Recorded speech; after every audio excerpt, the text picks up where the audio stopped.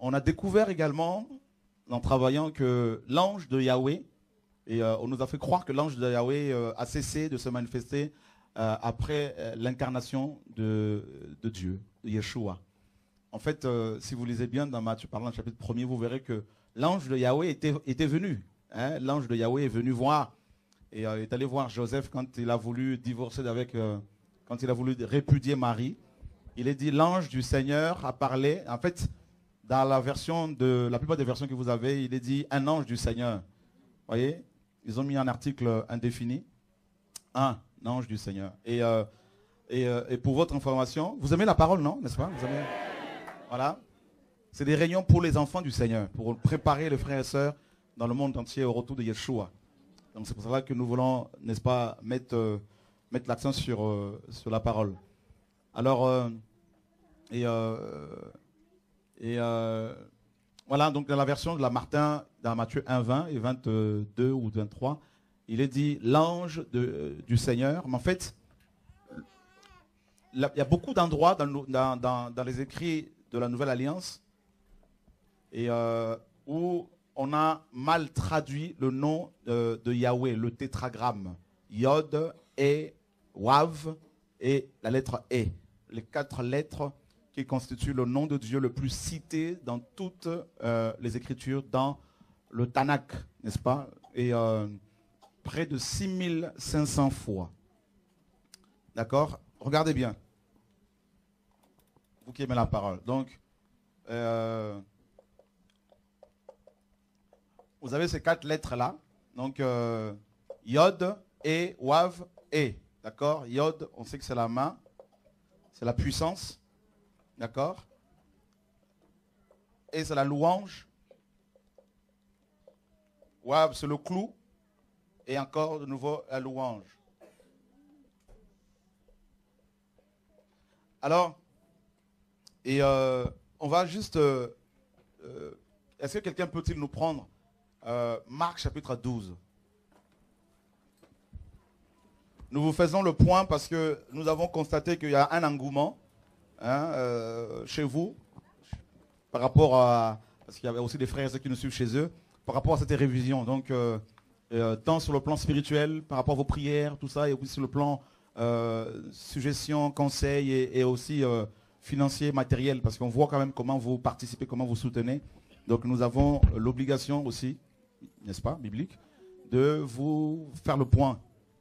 Et en attendant la sortie de cette Bible. Alors dans Marc chapitre 12, verset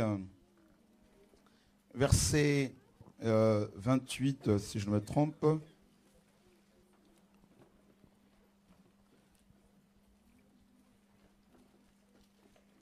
Marc, je disais Marc, hein?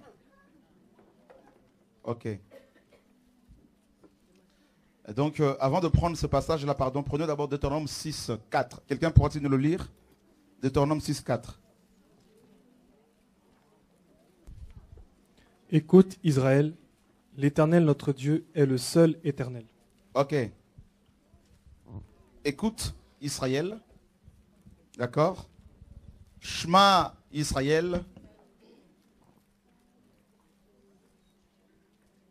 Elohenu, en fait, c'est pas Elohim. Hein? Donc, c'est pas non plus Adonai. Et Shema Israël, c'est le tétragramme. D'accord? Shema Israël, le tétragramme, donc Yahweh, notre Dieu est un. D'accord?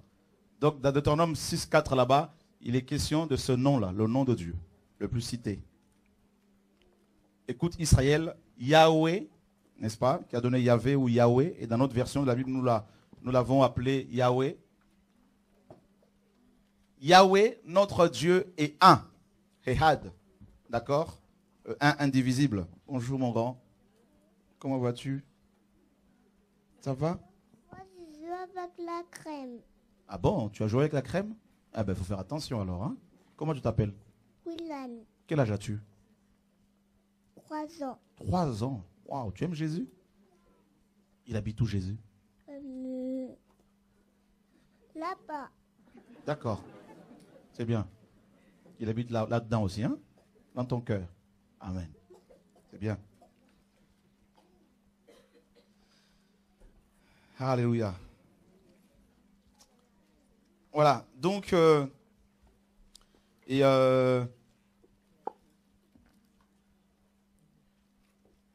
voilà, donc je disais que là, le Shema Israël, c'est la prière la plus connue, la plus citée dans toutes les Écritures. Chez les Juifs, c'est une prière qui est faite tout le temps, matin, soir, tout ça. Il est question ici de Yahweh, d'accord? Et dans le Nouveau Testament, dans les écrits de la Nouvelle Alliance, on n'a pas écrit Yahweh, mais on a écrit Seigneur. En fait, ce nom-là a été mal traduit, a été traduit par Adonai. D'accord? Donc, dans Matthieu 1,20, quand vous avez, par exemple, quand on parle de l'ange du Seigneur, dans l'ange, en fait, c'est l'ange de Yahweh ou l'ange de l'Éternel. Et qu'est-ce qu'on peut comprendre par là? Nous savons tous que l'ange de l'Éternel est Dieu lui-même, même si beaucoup de gens, notamment les témoins de Jéhovah, ne veulent pas le reconnaître. Et pourquoi? Parce qu'il parlait en son propre nom. D'accord? Et dans Malachie chapitre 3, Yeshua est appelé l'ange de l'alliance. D'accord? L'ange de l'alliance. Est-ce qu'on peut le prendre vite fait, David? Malachie 3.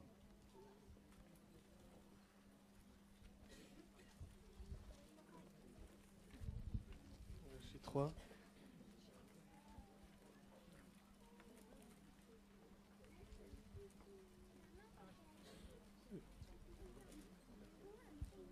Ouais, à partir du verset 1er. D'accord. Voici, j'enverrai mon messager. Il préparera le chemin devant moi.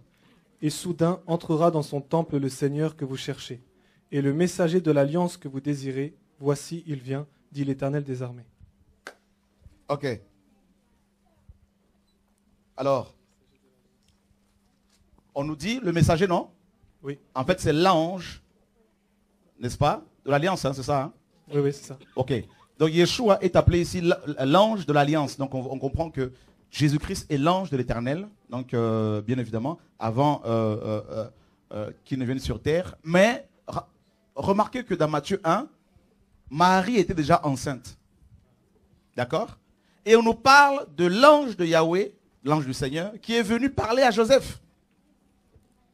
Donc Jésus est vraiment trop fort. Il était à la fois bébé dans le ventre de Marie et l'ange qui a parlé à Joseph. C'est terrible, hein? Donc, je comprends pourquoi cette Bible s'appelle la Bible de Jésus-Christ. Est-ce que Alain, tu peux nous lire encore Jean 1,20 là? Matthieu 1,20?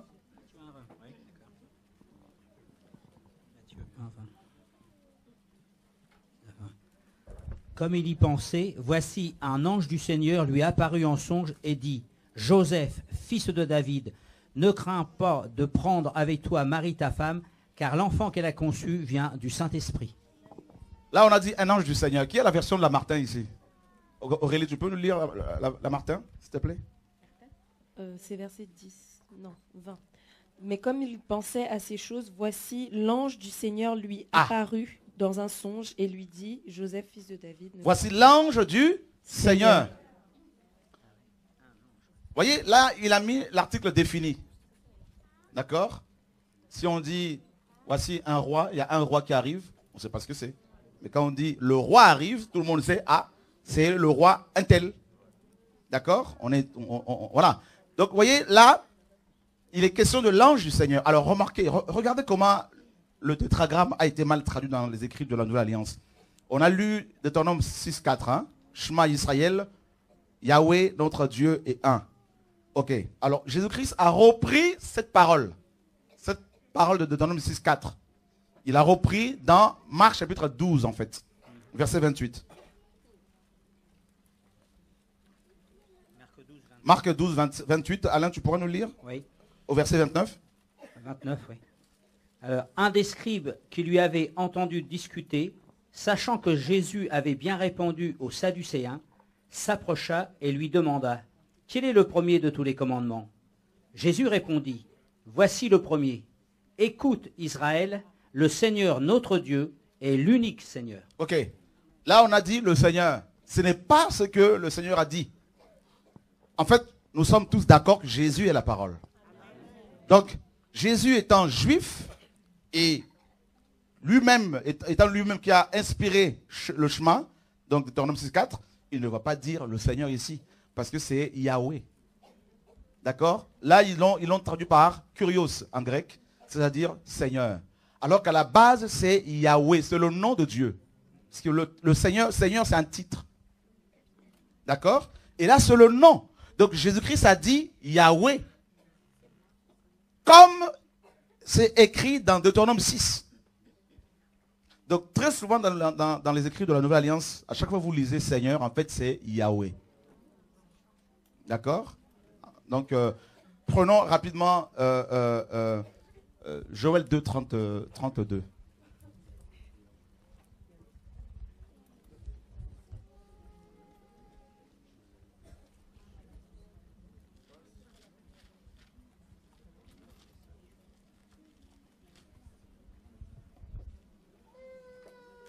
Joël 2, 32. Alors, quiconque invoquera le nom de l'Éternel sera sauvé. Ok, donc on sait tous que Yahweh ou le tétragramme a été traduit par Olivetan au XVIe siècle, le cousin de Calvin. Olivetan donc, a traduit le tétragramme par l'Éternel. D'accord? Dans Joël 2, 32, il est dit quiconque invoquera le nom de l'Éternel, donc Yahweh, sera sauvé. On est d'accord, hein? Maintenant, Paul va reprendre cette parole dans Romains 10, que nous allons lire rapidement, le verset 13. 13, oui. Romains 10, verset 13. Car quiconque invoquera le nom du Seigneur sera sauvé. Tu vois? Donc là, ils ont remplacé le tétragramme par Adonai, par Kurios, Seigneur. Alors que ce n'est pas ce que Joël avait dit. Là, ils mettent des titres à chaque fois. D'accord? Le nom du Seigneur, mais oui, mais si tu dis le nom du président, c'est un titre. Le nom du président, quiconque invoquera le nom du président, mais oui, mais le président, c'est qui? Il peut y en avoir plusieurs, hein, de seigneurs. Hein. Paul le dit, hein, dans 1 Corinthiens 8. Vous vous rendez compte? Alors, regardez. Et autre chose. Donc on attendait les baptisés. Maintenant ça commence à venir. Merci Seigneur. Et voilà, 1 Corinthiens chapitre 1, verset 2.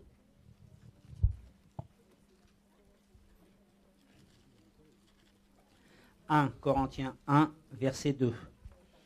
À l'église de Dieu qui est à Corinthe, à ceux qui ont été sanctifiés en Jésus-Christ, saints par vocation, et à tous ceux qui invoquent en quelque lieu que ce soit le nom de notre Seigneur Jésus-Christ, leur Seigneur et le nôtre. » Ah, là tu vois qu'on a précisé le nom de ce Seigneur-là. D'accord? Jésus-Christ. Donc on voit bien que dans Joël là-bas, quand Joël dit que quiconque invoquera le nom de l'Éternel sera sauvé, et Paul nous dit que l'Éternel en question, c'est Jésus. Or, Jésus signifie quoi? Yahweh est sauveur. On le sait tous pratiquement là. Donc on voit bien que en fait il y a beaucoup de choses comme ça qui ont été mal traduites, tout ça. Donc c'est comme s'ils ont fait ça un peu à la va-vite. Voilà. Et autre chose, dans 1 Samuel chapitre 2 verset 25.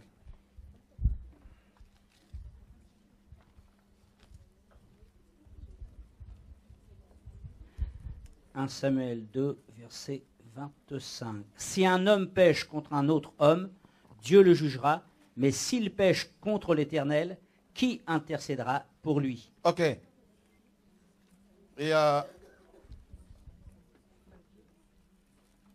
ok.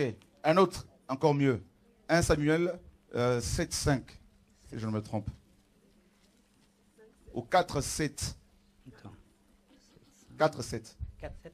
Ouais.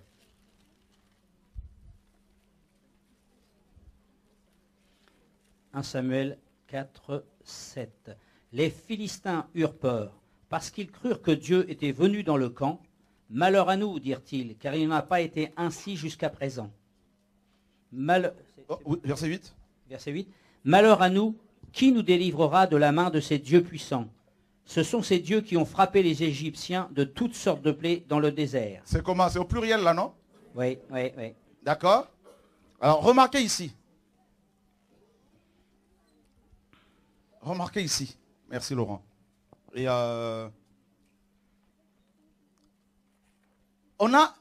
les Philistins parlent de quel Dieu ici?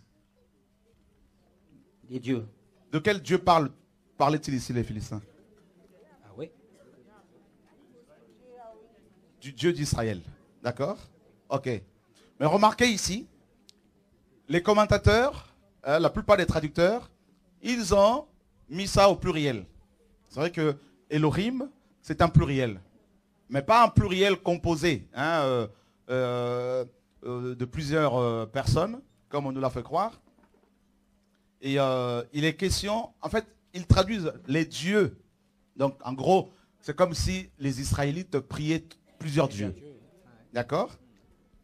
Mais, bizarrement, ils vont traduire ce même terme, ce même titre-là. C'est un titre, hein? Elohim, autrement, dans 1 Samuel 5, 7. Samuel 5, 7. Quand il est question de Dagon. 1 Samuel 5, 7. Voyant qu'il en était ainsi, les gens d'Ashdod dirent, l'arche du Dieu d'Israël ne restera pas chez nous, car il a pesanti sa main sur nous et sur Dagon, notre Dieu.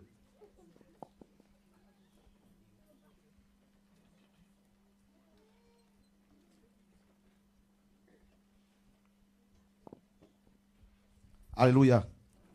Il y a des choses que Dieu me dise, certaines choses, on va voir les gens sur place. Alors, voyez, là, quant à Dagon, ils ont mis, c'est toujours Elohim, les Philistins disent notre Dieu, n'est-ce pas? Ouais. Et là, bizarrement, les traducteurs de la Bible mettent Elohim au singulier. Ouais, Voyez? Et quant au Dieu des Hébreux, ils mettent ça au pluriel. Il y a un problème là. Eh bien, c'est voulu, c'est fait exprès. Pourquoi? Parce qu'il y a un arrière-plan. Ça sème la confusion, quoi. Ça sème la confusion et il y a la Trinité derrière. La notion de la Trinité. Dieu le Père d'un côté, Dieu le Fils de l'autre, Dieu le Saint-Esprit est là-bas. Voyez? Donc, ça fait 3 dieux. Mais ils disent non, ils ne sont pas 3, mais il n'y en a qu'un. Attends, mais les amis là. Il y a un souci là. Pourquoi vous allez traduire Elohim au singulier quand il est question de Dagon? Parce que pour les Philistins, Dagon était bel et bien un. Et quant au Dieu de la Bible, au vrai Dieu, on met le pluriel, alors que c'est un pluriel d'excellence, de majesté. Et pendant des siècles, comme vous le savez, on a prié 3 dieux.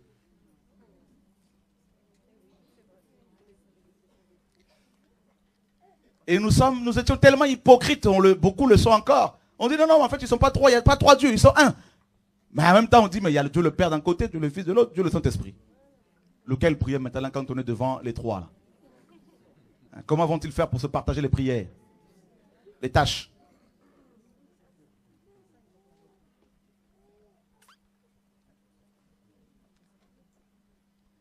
Le catholicisme est ancré encore là, jusque dans les eaux là, c'est ancré.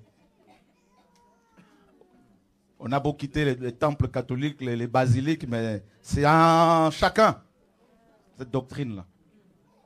D'accord? C'est terrible. Et surtout, il ne faut pas y toucher à cette doctrine-là, hein. Ça vous le savez. Hein? Fondamentale. Comment une doctrine qui est devenue fondamentale dans le christianisme actuel n'a pu être... Paul n'a rien écrit dessus. Paul a dit, je vous ai enseigné tout le conseil de Dieu, sans rien cacher. Comment ça se fait que Paul n'a rien dit là-dessus? 1 Corinthiens 8. Ça, c'est juste pour vous montrer à quel point il faut une réforme profonde. Il faut un retour total à la parole. 1 Corinthiens 8. Est-ce que, Alain, tu peux nous dire, à partir du verset 3. Alors, 1 Corinthiens 8, verset 3. Mais si quelqu'un aime Dieu, celui-là est connu de lui. On continue jusqu'au verset 6. Jusqu'au verset 6. Pour ce qui est donc de manger des viandes sacrifiées aux idoles, nous savons qu'il n'y a point d'idole dans le monde et qu'il n'y a qu'un seul Dieu. Car s'il est des êtres qui sont appelés dieux, soit dans le ciel, soit sur la terre, comme il existe réellement plusieurs dieux et plusieurs seigneurs, néanmoins, pour nous, il n'y a qu'un seul Dieu, le Père, de qui viennent toutes choses, et pour qui nous sommes et pour qui nous sommes, et un seul Seigneur, Jésus-Christ, par qui sont toutes choses et par qui nous sommes. Ok. Regardez bien ici, frères et sœurs, vous qui aimez la parole. Paul s'adresse à qui ici? Corinthiens, Aux Corinthiens. Ils étaient de quel pays? Macédoine, Philippe, La Grèce. la Grèce, pardon. D'accord? Et les Grecs avaient combien de dieux? Plusieurs. Ils avaient tout un panthéon avec plusieurs dieux. Donc quand Paul leur écrit cette lettre, il leur dit effectivement, il y a plusieurs dieux et plusieurs seigneurs. C'est ce qu'il dit. Et parce que Satan s'appelle aussi, on l'appelle aussi le dieu de ce siècle. Donc il y a plusieurs dieux. Bien sûr, Dagon, Zeus, tout ça là, Baal. D'accord? Et plusieurs seigneurs, n'est-ce pas? Parce qu'il y a aussi des hommes qu'on appelait seigneurs. On appelle seigneurs, par exemple comme César, tout ça là. Parce que Paul faisait aussi allusion à César, qui était considéré comme un dieu, comme un seigneur. Et regardez ce que Paul dit. Mais pour nous qui? Les chrétiens. Mais avant, Paul était de quel pays? Et de quel pays? Israël. Hein? Il était juif, donc hébreu. Il le dit lui-même. Hébreu, né d'hébreu, de la tribu de Benjamin. Et pour les juifs, il y avait combien de dieux chez les juifs là? Un seul. Shema Israël. Hein? L'éternel, notre Dieu est un. Shema Israël, on l'a mis. Adonai Eloheinu, Adonai Ehad. D'accord? Écoute Israël. Notre Dieu est un. En fait, ça a été mal traduit même 1 Corinthiens 8 là. Paul, regardez ce que Paul a dit. Parce que même le et de préposition là, c'est pas vraiment ça. Paul a dit, il y a plusieurs seigneurs et plusieurs dieux, mais pour nous, Dieu est un. Voilà ce que Paul a voulu dire. Même dans le grec, c'est un. Pour nous, Dieu est un. Et non un en trois ou trois en un. C'est pas comme le produit de lave-vaisselle, tout ça, là, 3 en 1. Là.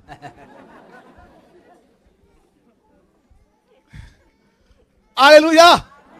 Tout ça, là, c'est cadeau. Tiens, tu vas dire, c'est cadeau, tout ça.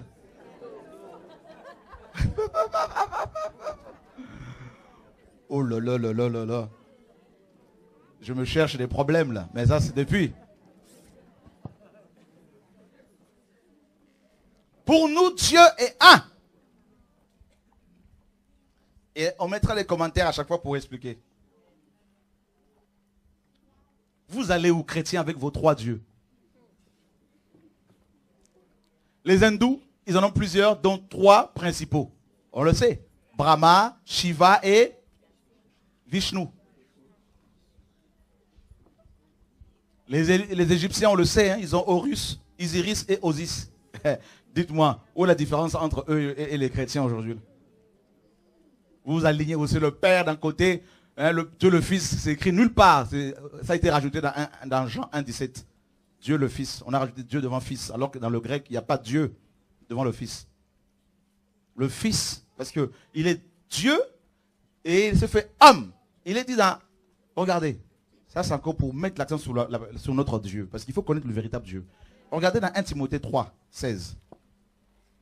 Est-ce que nous pouvons tous lire à haute voix 1 Timothée 3, 16? La connaissance du véritable Dieu est nécessaire au salut. Indispensable au salut. C'est important. Lisons tous à haute voix, frères et sœurs, les lecteurs de la parole de Dieu. 1 Timothée chapitre 3, verset 16. Alléluia. 1, 2, 3. Et sans contredit, le mystère de la piété est grand. Dieu a été manifesté en chair, justifié par l'Esprit, vu des anges, prêché aux nations, cru dans le monde, élevé dans la gloire. Dieu manifesté comment? En chair. Ok. Bon. Maintenant, écoutez. Dieu a été manifesté en chair. Bon, vous avez 3 dieux. Lequel a été manifesté en chair?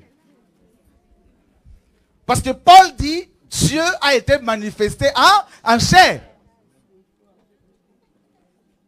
Ok. Là, on revient encore sur... parce que c'est important toutes ces choses-là. C'est capital. Connaître le véritable Dieu. Bon. Le Père, le Fils, le Saint-Esprit, lequel? Parce qu'on nous dit simplement que Dieu a été manifesté. Et Paul dit pour nous, Dieu est un. Il y a un seul Dieu. Et on nous dit c'est ce Dieu-là qui s'est manifesté en chair. Et on a prêché son nom partout, Paul dit. Ok. Vous savez, Satan n'aime pas le nom de Dieu, le nom Yeshua. Vous le savez ça? Il n'aime pas Jésus. S'il y a quelqu'un que Satan déteste, c'est Dieu. Et toutes les personnes qui suivent ce Dieu-là. Alors, Dieu a été manifesté en chair. Ça veut dire littéralement, Dieu est devenu chair. Dieu a pris la forme humaine.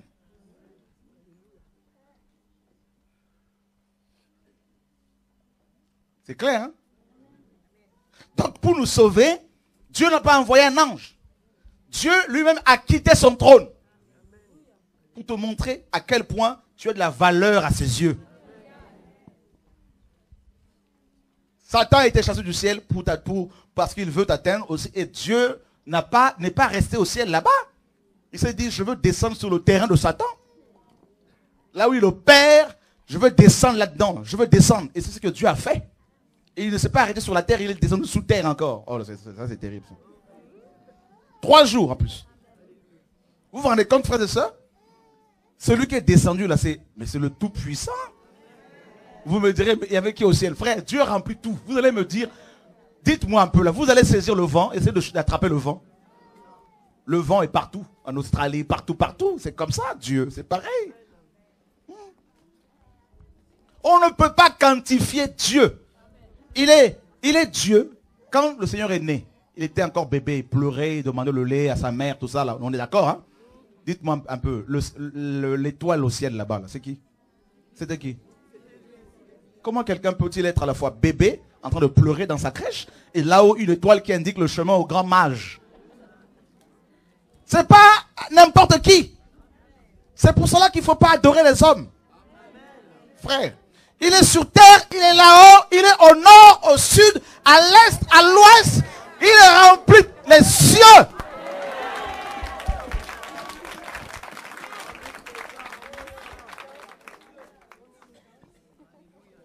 Les démons, quand ils le voyaient, ils disaient le sang de Dieu.